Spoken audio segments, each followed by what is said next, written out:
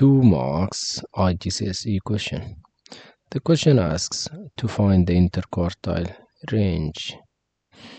You can pause the video and try it yourself because I'm doing it now.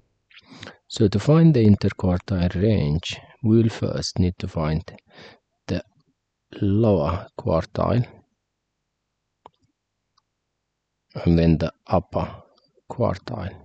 And then we just do the upper quartile minus the lower quartile. Let's do that. First thing, we need to find the median. The median is the one in the middle. So let's cross one here, one there, one here, one there, one here. Let's do the cross. Now this is our median.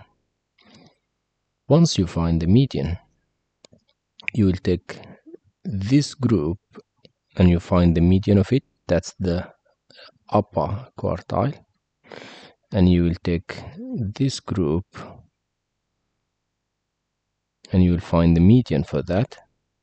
This will be your lower quartile. Let's do it. So let's find the median here. So the upper quartile is 16. And let's find the median for this. 9. So the lower quartile is 9. 9, 16. So the interquartile range is just 16 minus 9, which I think is 7. And that's it. Was it easy?